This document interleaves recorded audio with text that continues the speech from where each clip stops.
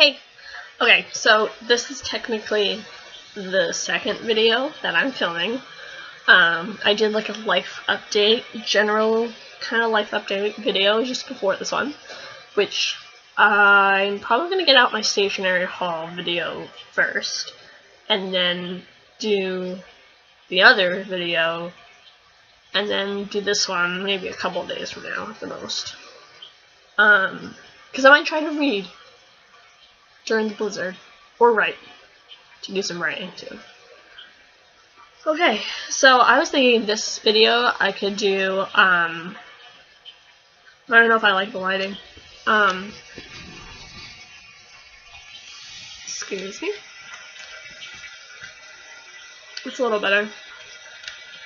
Anywho, I was thinking I could talk about old reasons to live in this video, because I have them hanging up on my cork board.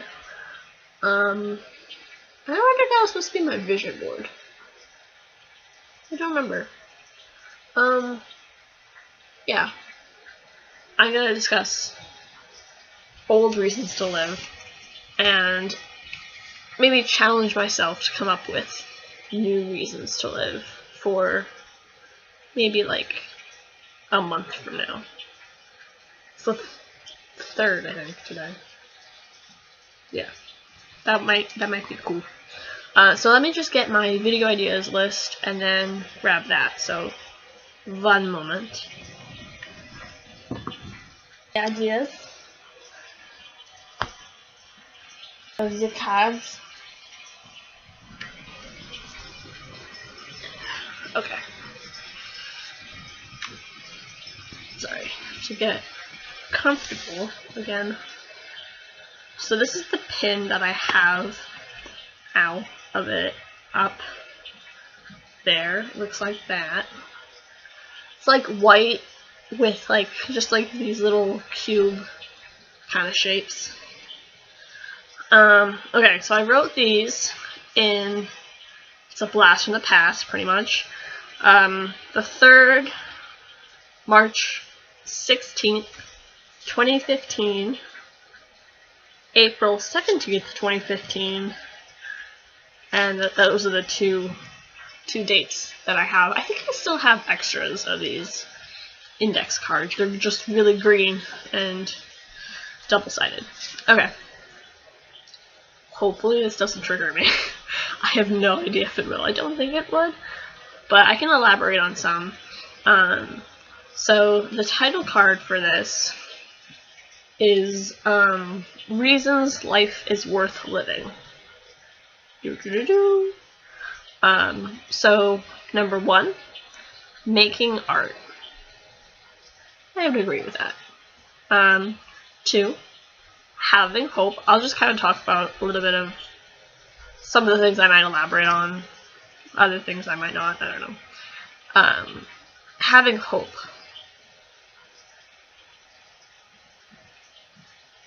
We're gonna see how this goes.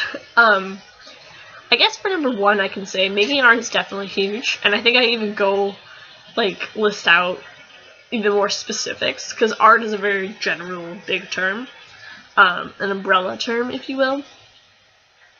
I think like making art is cool because like it can remind you that you're not alone in what you struggle with, and there are many people who have struggled with mental health conditions in the past. There are many who will struggle with it in the future, and in that sense, it's not just you, and it's not just your experiences. Even though your experiences are so individual to you, and what you've been through in life, and how you've interpreted things, and how you project things outward, still, in a way, we're all in the same kind of boat, different boats, on the same lake, paddling our way through. Nice metaphor. I think having hope is worth living, a reason to live, because, like, I would think the feelings that hope brings up, and, like, it gives me a sense of, like, being a beacon, seeing that lighthouse in the night, and even with the stars out, the lighthouse shines so brightly that it allows me to follow it and have faith that there will be guidance through that light. You know? Number 3, reading fanfiction. I agree with that. Fanfiction is very good. I haven't read fanfiction in a while. Like, it's legitimately been like a month and a half or so. But I should get back into that. 4 is watching movies, particularly Marvel movies. Good stuff, good stuff. 5 is getting an education. Interesting. 6, becoming a therapist. I agree. Oh, you also worked on this on March 25th, apparently. Because I have a different pen after that. Ink. Fun fact, I guess. Maybe I'll make a list. I should make a list, actually. Let me get my gel pens real quick. Hold on. Oh, God. Okay. Gel pens have been retrieved. I almost wonder if I should, I guess I should just keep it in this video. I was gonna say, like, I can mention a fun fact about, like, I can mention it here and then I can elaborate in another video if I want to. Great. Fun fact is that when I first started university, I was actually, hoping to become a medical doctor. Funny. And I was actually a chemistry major. And I was for like 2 years when I first started. God knows I've been in school forever. Because I started in 2012 and it's 2018 now, so legitimately 6 years of my life, right? Yeah. Not good at math, which probably should have been a sign. But I actually started out as a chem major, and I took chemistry, the second part of chemistry, and I actually got, like, I didn't get a passing enough grade to move on to the next, like, organic chemistry kind of thing, but I didn't fail it, so I took it again, and then I failed it. And then I was like, yeah, no, I don't think this is gonna work out.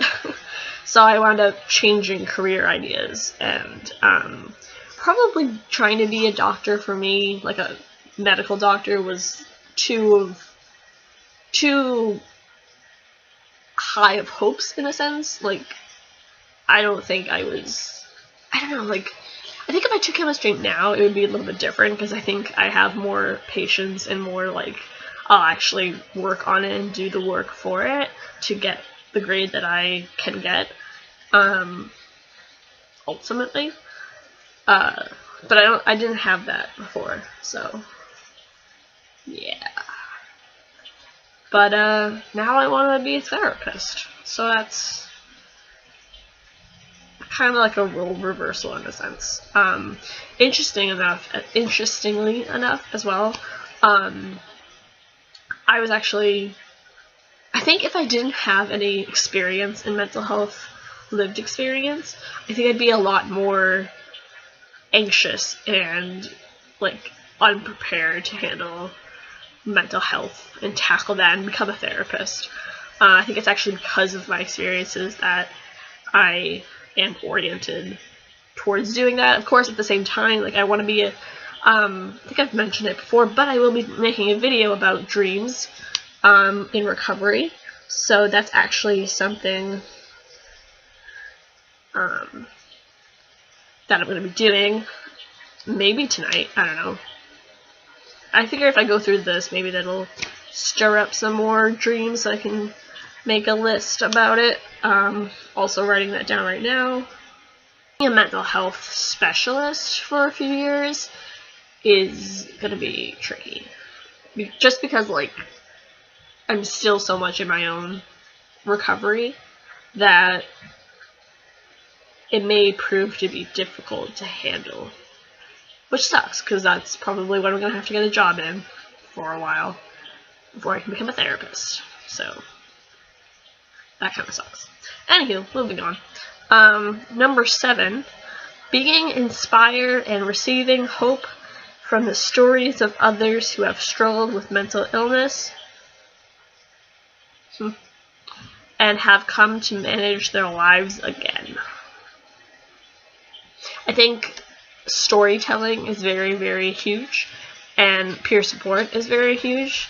I know I saw my first NAMI presentation when I was within the era that I was first diagnosed, and that gave me a lot of hope for my own self. And I think because I do believe that I can recover and that I can get better, that's why I don't want to die. So knowing that is huge. Because even when I'm at my lowest, like, I know that I could get better, and there's a possibility, there's a chance of it, and any chance of it is too big of a thing to try to waste, in a sense. Like, suicide isn't rational. It's not. And at the same time, I think I liked, okay, it's 2 things. I really like Andrew Solomon's TED Talk on depression, The Secret We Share. It's a very, very good one, and I love his quote, how he says, it sounds like depression is telling us the truth, but the truth lies, which is, like, the most fantastic thing ever. And he talks about how, like, what depression tells us isn't true, and how feeling like deadness can lead to actual deadness, to suicide. So he talks about that and stuff, and, like, it's a really good TED Talk. And there's also Mark Hennick, who I follow on Twitter, who has done a TED Talk on why we choose suicide. And he says a very powerful quote of how, and I actually started doing an article on this and haven't finished the rest of it, so that's something I should also work on, trying to do that. But he says, how can suicide be a choice if it's the only choice we see? And it's sort of about how suicide paints this option that there's only one way out. There's only one way to end the pain that you're living with, whatever, for whatever reason that is, mental illness or not. And it's like, I think it's difficult to pin it all down to choices. And I think it's also very empowering, or at least potentially empowering, to remind someone that it is a choice. It might not feel like a good one. It may feel really shit. But, well, and it's still a choice. Like, I came up with, one of the things I have, just making this an entire, like, random list out of things. But I made, when I was, like, circa 2015 in recovery, because I've been through, like, 3 phases of recovery. The first one was started, like, March 2nd, 2015. And the second one was, like, probably in 2016 sometime. And the third one, I don't know what level of recovery I'm on now. I'm just in recovery. But 2015, I made a playlist on my iPod called CLMA, which stands for Choose Life, Make Action. And that's been a very helpful playlist for me, so that's something I can talk about in another video, about, like, recovery and music. So there's that. But I guess I just wanted to bring that up in the sense of, like, in the playlist I talk about choosing life in a sense, and, like, the name of the playlist is about choosing life, and I think that is a choice. I think, only you, oh, there's Mocha. Are we? Okay. If you hear anything snorting, that's Mocha. Hi. Hi. Yeah, I'm filming. See?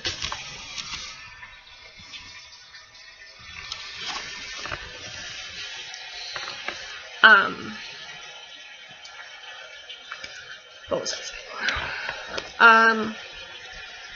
Yeah, I think that's something even my therapist tells me is like, I always have that choice, and that choice is ultimately mine. Which doesn't mean to say that other people can't make choices for me. They can. And I think I think, at least in my experience, it's been very powerful to remind myself that I have a choice. And I could play out 100 different scenarios in my head, and there could be 1,000 scenarios that could actually happen. And I've always used the idea that, like, there are two ways I could tell the story. I could say that I gave into the behavior and, self-harmed or something. Or I can say that I triumphed over it, I persevered, I waited it out. Which one do I want to tell? Because inevitably I would tell someone. So which one do I want to choose in that sense? This goes into distorted or reframed cognitive distortions. I always have a choice, and I control my actions. So, just a little tidbit on that. I have to close the door again. Hold on. Alright, we're back. Okay, so there's that. Number 8. I want to make it to the day where I am grateful that I am alive and that I'm doing well. I want to live through this difficult time to make it to the day where I'm glad that I didn't end the pain, where I can say I'm here and better for it. Oh, and then some more dates.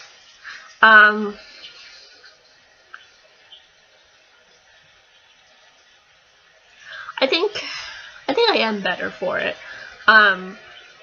There is a drawing that I did that I can include here.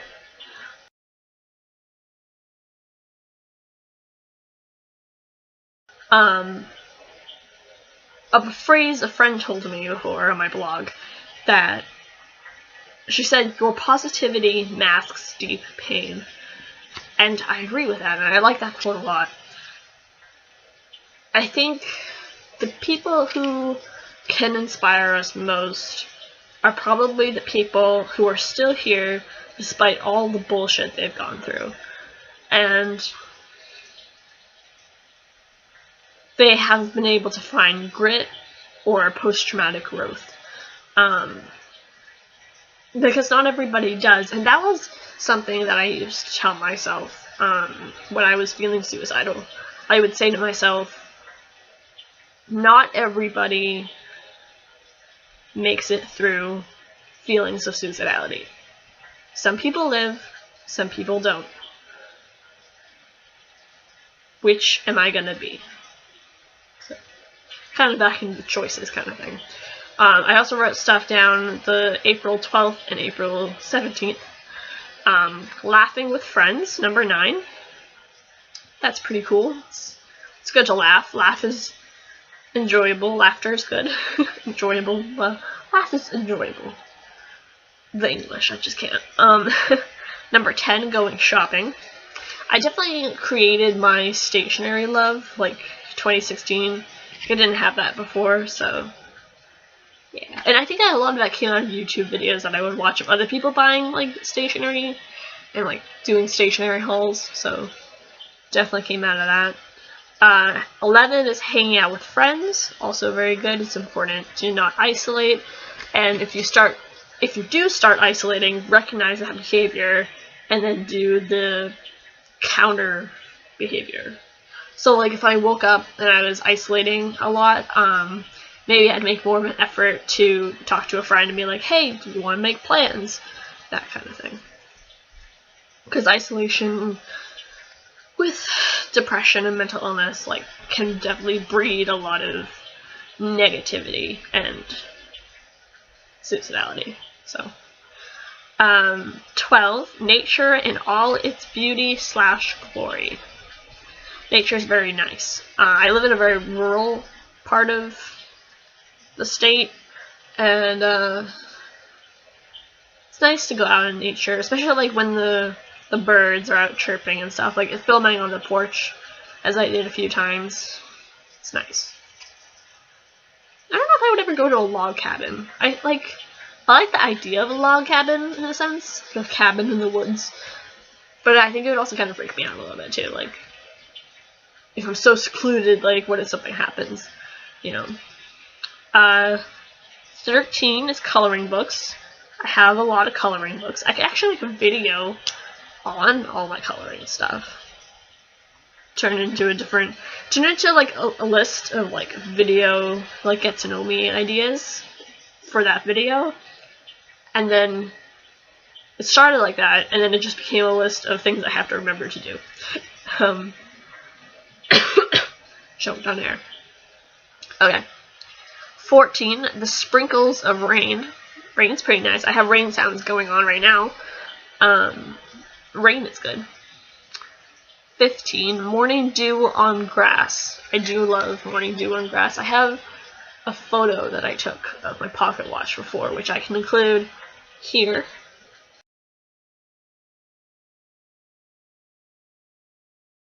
Taken picture. I took that, like, I don't know. I feel like 4 years ago sounds too long, but it might have been. So, it's a while ago. Drawing. Sounds good. Finding / discovering more coping strategies. There's such thing as adaptive and maladaptive coping strategies. I took a psychology class where I think it was psychological trauma, and the professor talked about how it's more inaccurate to describe coping strategies as positive and negative, because that is sort of like a judgment in and of itself. It's actually more appropriate to name it like adaptive versus maladaptive. So like maladaptive would be self-harm, like that's a coping strategy, but it's maladaptive because it hurts the individual, it causes scars, pain, things like that.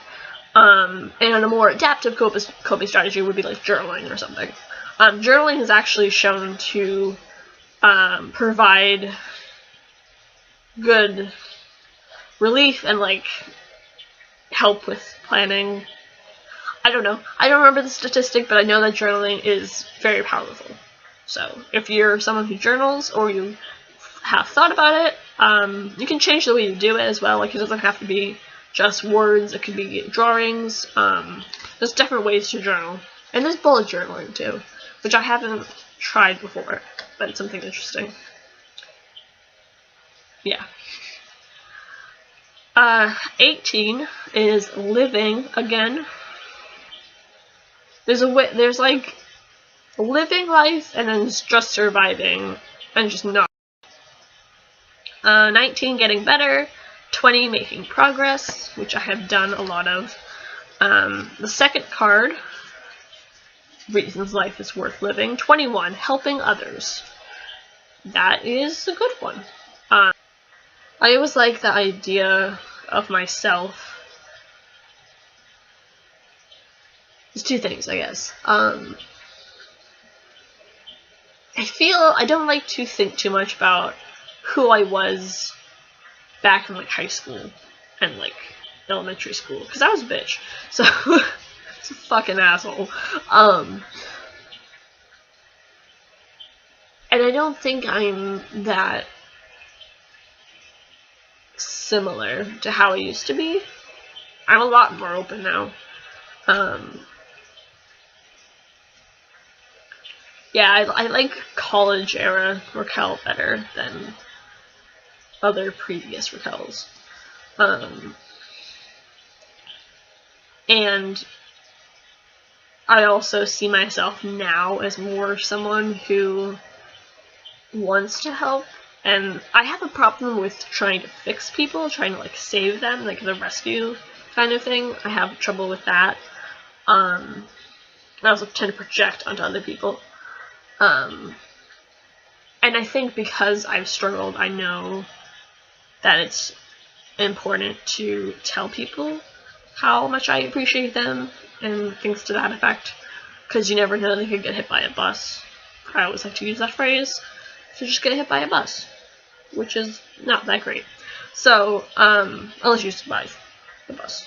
But probably getting hit by a bus wouldn't feel that great, so I would not recommend. And I like the idea of me being there for other people, like giving out little positive messages, which I hope to do again this year, because it's been a while. And also giving out cards and things like that. I like doing that kind of stuff.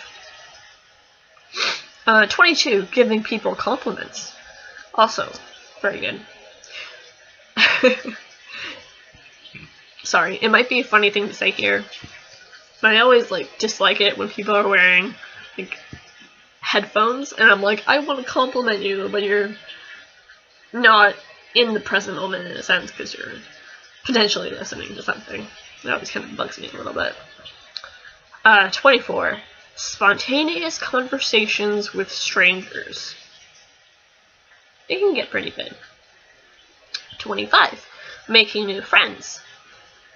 26, relating and connecting with people. It's a pretty big one. Watching people, observing people, is a good coping strategy as well. If you're out and about in public, do some people watching. It's interesting to kind of guess who they might be and what they might be like, and you can spend a lot more time thinking about that than thinking about something that's more harmful in a sense. 27, watching birds, also interesting. 28, seeing the stars at night. I don't spend that much time looking at the night sky, despite how many metaphors I talk about it in. Maybe that's something I need to invest more time in. Although I would hate to camp or something, because ticks and mosquitoes. Laying out a blanket over grass on a sunny day and just being. It's a good one. Experiencing moments of calm, bliss, and relaxation. Also good. Probably being present in the moment is also good, which I have a book on. 2 books on. Coloring. Also good. Feeling emotions. It's a different one. Scented things, markers, pens, all that kind of jazz. Candles. Nice. Subway chocolate chip cookies. I love Subway's chocolate chip cookies. They're the best ever.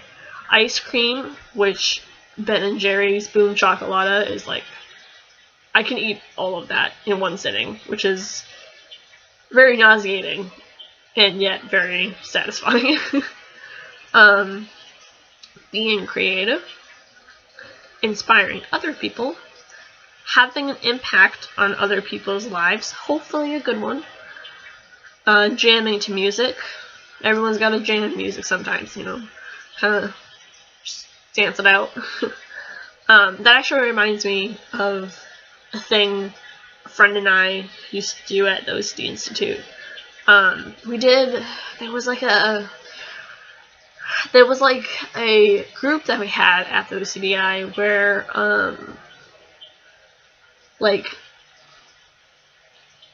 there's 2 different things in my head right now, but we did one where we milled around, which is essentially just walking around, and you would be the person, you would pick someone as your partner, not out loud, but just in your mind, and then follow them, and then also be a barrier to other people, get in their way so they can't go around you, that kind of thing.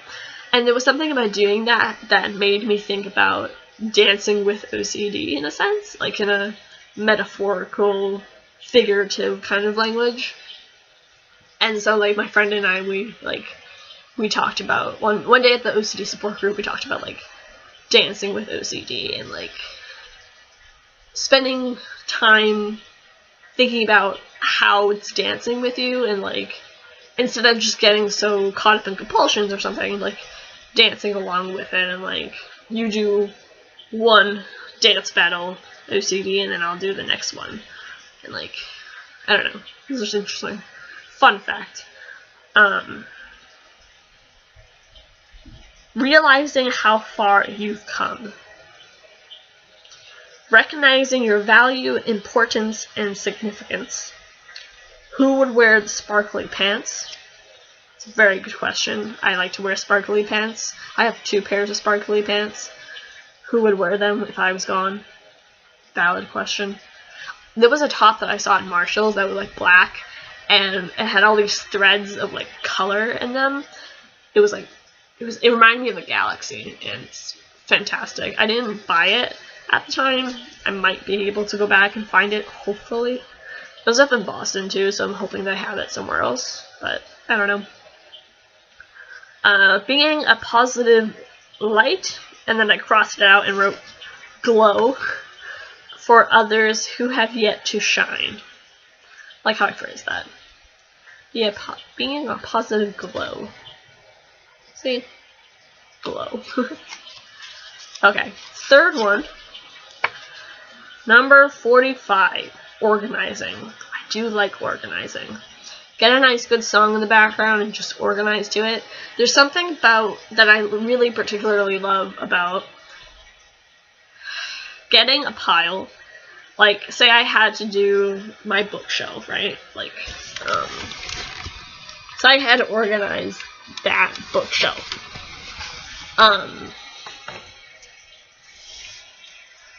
There's something about, like, starting with a really messy pile and then just exploding it outward, like creating a whole, like, aisle of my room that's just a mess, and then getting into that rhythm of creating newer piles. Like, okay, I'm going to put this stuff, you know, these papers on therapy here. I'm going to put these papers on coping strategies here. And I'm going to put this there, and that way creating order out of chaos. I just really, really love about organizing, and it's just very satisfying.